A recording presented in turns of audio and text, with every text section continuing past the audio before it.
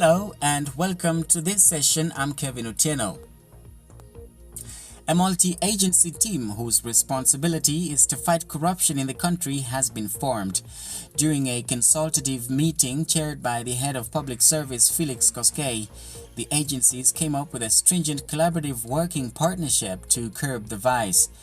Mr. Koskei said President William Ruto has directed him to improve governance and ensure zero tolerance to corruption. He said no form of corruption will be tolerated in all government ranks. Meanwhile, the newly nominated intelligence chief Nordin Haji said proper investigations and cooperation will ensure successful prosecution. The former director of public prosecution, DPP, said his work was made difficult by the former DCI George Kinoti. He said he had evidence that junior investigation officers were directed to sabotage his work as DPP. For his part, the Director of Criminal Investigation DCI, Mohammed Amin, said his office was working closely with the Office of the Director of Public Prosecution. And Chairperson of Public Service Commission Anthony Muchiri called for proper audit of all public servants. Mr. Mushiri said training and monitoring of accounting officers was crucial in ensuring internal control measures. Citizen TV and Radio Citizen are the top media brands consumed by millennials and Generation Zs. In a survey conducted by Aga Khan University's Graduate School of Media and Communications on media consumption in an evolving digital world, it was revealed that television is the most trusted media platform at 46%, of course trusted by the youth at 46%, followed by social media at 30%, and of course radio and newspapers. The findings also revealed that those aged between 18 and 35 wish that the media cover issues to do with making money, financial independence, and owning a home.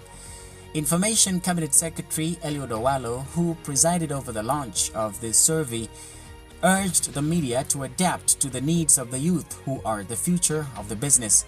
The survey, involving 1,201 respondents aged between 18 and 35, revealed that 72% of the youth watch Citizen TV as their preferred channel for news, entertainment, and educative programs. It is followed by NTV, K24, KTN, and Inoro TV.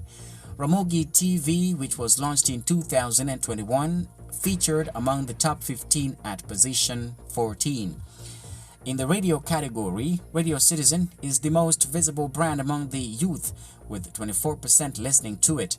It is followed by Classic FM, Kiss FM, NRG Radio, and Hot 96.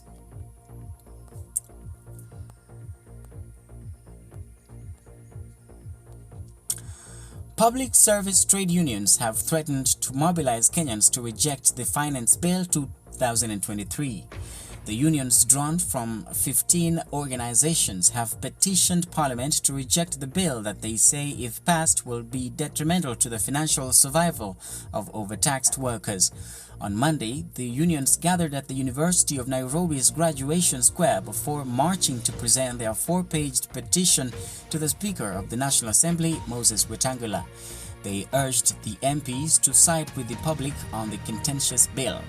Their petition has since received early support from a section of opposition MPs.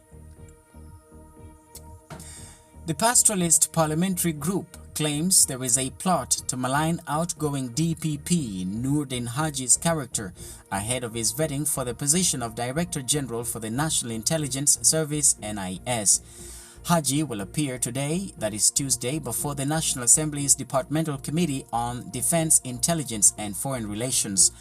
Haji has been in the eye of a storm, with civil society groups objecting to his nomination, claiming he is unfit to hold office. MP Didio Raso is quoted here as saying, "It is the discretion of the President to pick the best spy master general from all options at his disposal."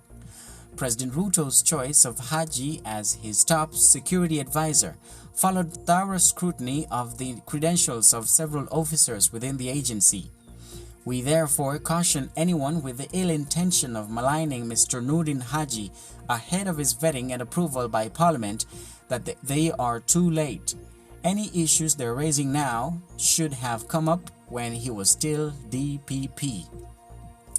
Haji, a former top officer at the spy agency, where he served as the deputy director of the counter-organized crime unit, will replace Major General retired Philip Kameru if cleared by Parliament. And on to international news, and we find that 4 people have died after a boat carrying more than 20 passengers, including tourists, sank in strong winds on Lake Maggiore in northern Italy. I hope we have not mispronounced the name of the lake. The boat overturned on Sunday evening between the towns of Sesto Calinde and Arona, Italian media say. 5 people were rescued and taken to hospital. Unconfirmed reports in Italian media say the victims are Italian, Israeli, and Russian. One of them, a Russian woman, is said to have been the partner of the boat's skipper. Attilio Fontana, the president of the Lombardy region, said the very serious incident was due to bad weather.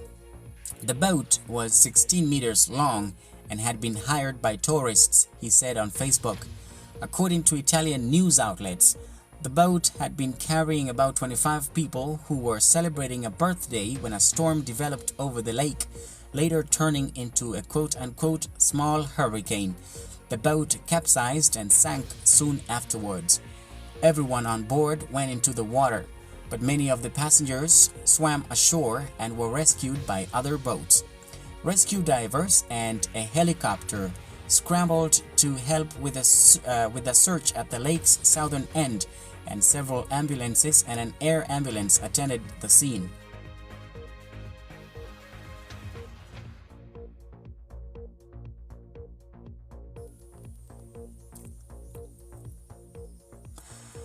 Uganda's progress in tackling HIV is in quote-unquote grave jeopardy after the president approved tough new anti-homosexuality legislation.